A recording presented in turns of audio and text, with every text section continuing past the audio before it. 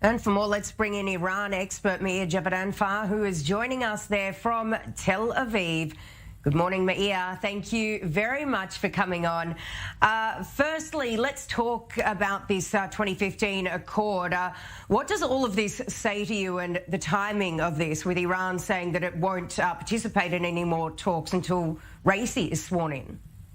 Well, I think, first of all, I think they're being very honest, and they're actually saving the U.S. negotiating team a lot of hassle and bother, because there's no point negotiating. It seems Ayatollah Khamenei just does not want Rouhani to leave the presidential office with with another accord. He does not want to give him that prize, if we can put it that way.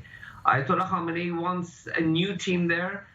He wants, but with the Raisi team, he wants to get, at the minimum, it seems that maybe he wants to return to the nuclear negotiating, to the nuclear deal, thus giving Raisi, who's much closer to Ayatollah Khamenei, the prize that under his administration there was a new nuclear deal, or the other possibility being that maybe Raisi wants to use his new position and the new nuclear negotiation team to negotiate for a better deal in order to get more concessions from America.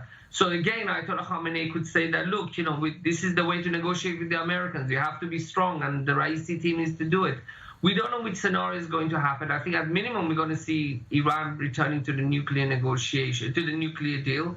But I think this is the beginning of a new chapter. This is the beginning of a new chapter in the West dealing with Iran, and with somebody who's much closer to Ayatollah Khamenei. So what you hear from Raisi is not just what he thinks, is what also Ayatollah Khamenei thinks. So under Raisi, tell me, Meir, how can we expect things to look? How can we expect things to change in relation to these talks?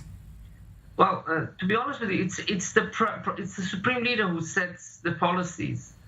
And the president has to carry them out. The difference between Raisi and Rouhani is that it seems that Rouhani argued a lot more against some of the policies of the supreme leader, of course, behind closed doors. He was not just saying yes, sir, and going ahead and doing it, and copying and pasting whatever he's told, and just parrot fashion repeating it. It seems that behind closed doors there was a lot of tension between the government of President Rouhani, his foreign minister Javad Zarif, and the deep state in Iran, which is the supreme leader and the IRGC.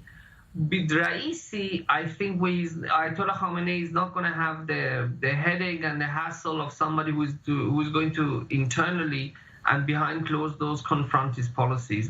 I think Raisi, one of the reasons why he was selected, not elected, this was not an election, it was a selection. Mm-hmm. The reason why he was selected is because Ayatollah Khamenei wants somebody who is going to do what he's told, is not going to argue, not only because the supreme leader wants things to run more smoothly, because Iran has got other issues to handle. There's a massive electricity crisis. There's a gap, 11 gigawatt gap in terms of the consumption versus demand. Iran uses 66 gigawatts of electricity, but it only produces 55.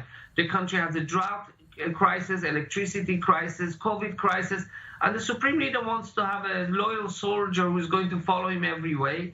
And this is Raisi. So we're going to basically see Ayatollah Khamenei's wishes being carried out at home, abroad, with much more determination and less arguing than compared to Rouhani. Yeah, well, Meir Javedanfar there, it's going to be very interesting to see how it all plays out in the next few months. Thank you, as always, for coming on.